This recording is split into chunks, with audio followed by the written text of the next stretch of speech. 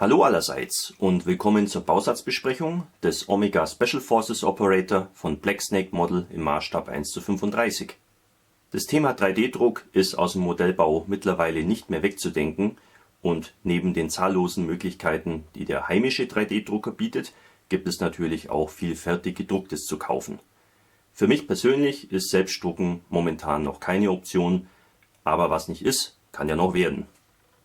Bis auf Weiteres habe ich in erster Linie im Blick, was es so alles an 3D-gedrucktem Zubehör und Figuren auf dem Markt gibt, und da ist mir vor nicht allzu langer Zeit die französische Marke Blacksnake Model ins Auge gestochen.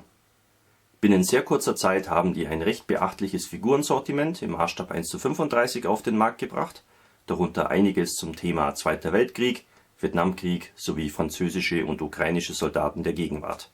Ich finde, da lohnt es sich mal, das näher vorzustellen. Die vorliegende Figur stellt einen Special Forces Operator der sogenannten Omega-Gruppe dar, einer Antiterror-Spezialeinheit der ukrainischen Nationalgarde. Lasst euch von der Beschriftung auf der Packung nicht irritieren. Hier steht zwar Azov Battalion, wovon Blacksnake natürlich auch ein paar Figuren im Programm hat, aber die Beschriftung auf der Schachtel ist hier einfach falsch. Da ist irgendwas wohl schiefgegangen beim Einpacken. Laut Artikelnummer und Homepage des Herstellers ist das hier der Omega Operator.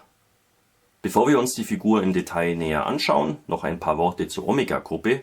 Diese wurde im Jahr 2003 als Antiterroreinheit gegründet, entwickelte sich aber in den vergangenen Jahren zu einer vollwertigen militärischen Special Forces Einheit.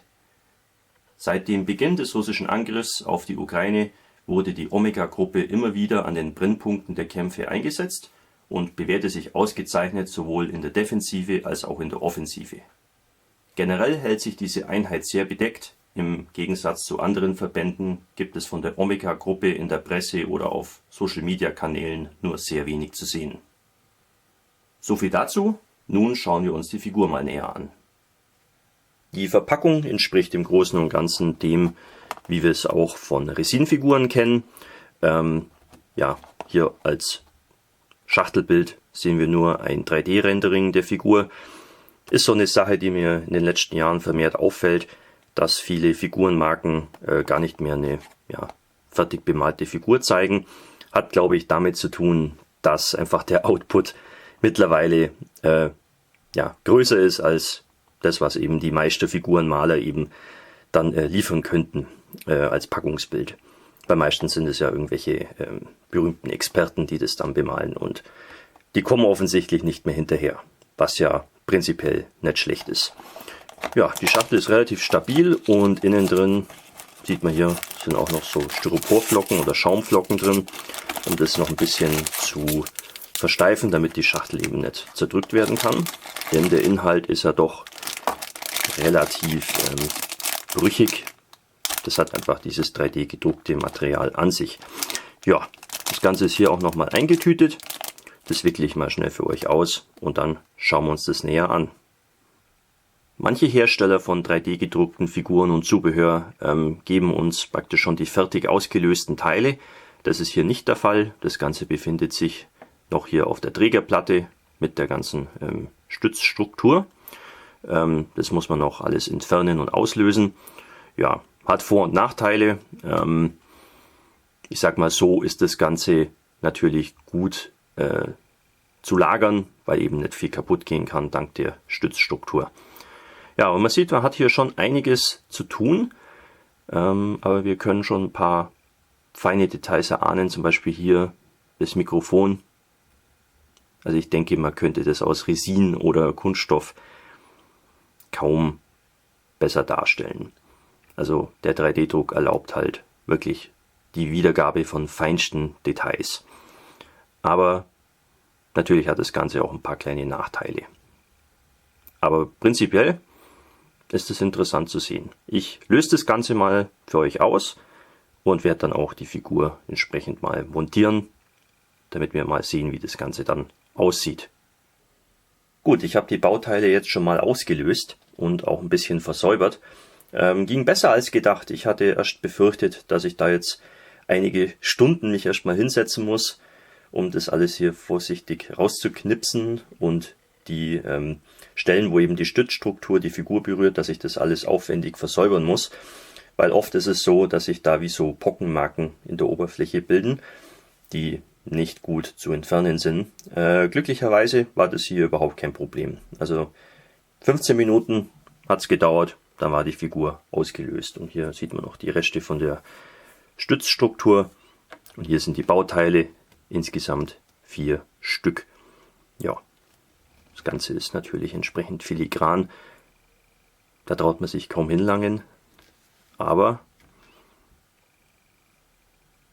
das ist wirklich so der Vorteil vom 3D-Druck, dass das eben äußerst fein detailliert sein kann.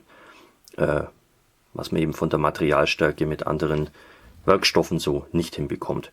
Gut, ich werde jetzt die Figur noch zusammenbauen und dann schauen wir uns das nochmal näher an. So, hier ist die fertig montierte Figur.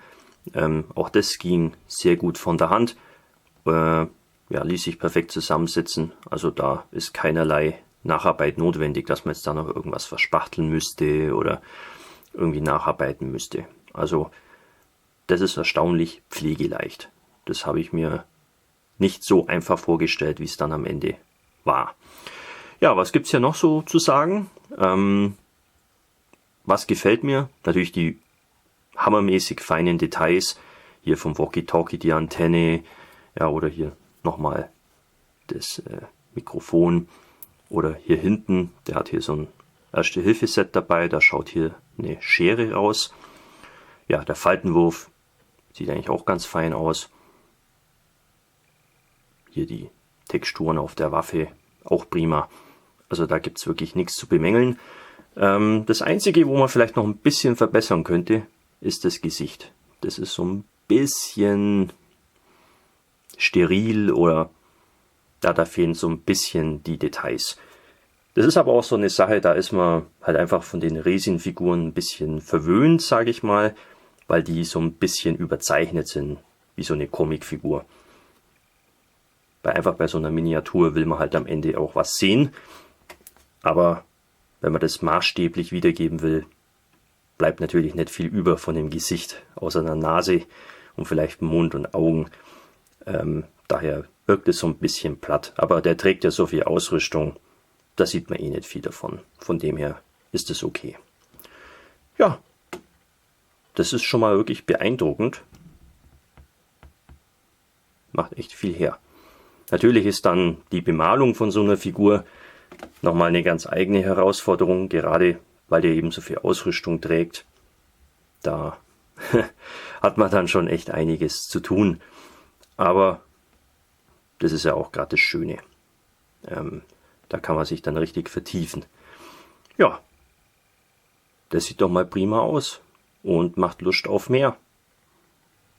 Ich bin von dieser 3D-gedruckten Figur wirklich ehrlich beeindruckt und das will auch was heißen, da ich ja eigentlich ein altbekannter Verfechter von den Resin-Figuren bin, da meine Erfahrungen mit den 3D-gedruckten Figuren bisher eher, sag ich mal, mäßig waren. Die 3D-gedruckten Figuren hatten oft ein paar schwerwiegende Probleme, die mir einfach nicht gefallen haben. Das waren zum einen eben ja diese Pockenstrukturen, die oft eben zurückbleiben auf der Oberfläche von der Stützstruktur. Und zum anderen wirkten die oft auch einfach sehr steril und irgendwie auch eigenartigerweise irgendwie klobig. Und da waren mir dann Resin-Figuren meistens lieber, oder sind es eigentlich auch immer noch, weil die sehr einfach zu versäubern sind, tolle Details haben und auch irgendwie mehr Ausstrahlung haben oder mehr Charakter haben. Weil einfach so eine handmodellierte Figur, ja, die hat irgendwie einfach Ausstrahlung, und wenn man halt einfach das alles am Computer macht, da finde ich, ist nicht immer so die gleiche Ausdrucksstärke dahinter. Aber wie man sieht, der 3D-Druck holt gehörig auf und die Figur hier ist auf jeden Fall genau im Ziel, was meine Erwartungen betrifft. Preislich liegen die Figuren vom Black Snake Model ungefähr bei 15 € pro Stück. Das ist nicht ganz ohne, aber ungefähr vergleichbar mit dem, was man auch von vergleichbaren Figuren aus verschiedenen Materialien kennt. Also das ist so der übliche Marktpreis, von dem her vollkommen angemessen für das Gebotene. In den letzten Monaten und Jahren sind ja wirklich sehr viele neue Figurenhersteller auf den Markt gekommen, die eben häufig 3D-gedruckte Figuren anbieten. Und ich denke, da lohnt sich vielleicht auch, das mal miteinander zu vergleichen. Ich habe nämlich auch noch einige Ukrainer vom Hersteller Spalla im Depot, die eben auch zu dem Thema passen. Und das können wir uns in einem zukünftigen Video mal näher anschauen, wie da eben dann der Vergleich ist zu der Figur hier. Weil 3D-Druck ist nicht gleich 3D-Druck. Da gibt es ja doch auch gehörige Unterschiede. Und auch natürlich, welches 3D-Modell da eben als Ausgangsbasis dient, die ja dann eben auch vielleicht vom Design und so weiter ein bisschen unterschiedlich sein können. Ja, da habe ich vor, das mal demnächst ebenfalls zu zeigen in diesem Format, damit man dann auch einen Vergleich hat. Alles klar, damit wären wir am Ende dieser Bausatzbesprechung. Ich hoffe, ihr fandet das Gezeigte hier interessant und hilfreich. Ja, damit verabschiede ich mich. Bis zum nächsten Video. Euer Hamilcar Barkas.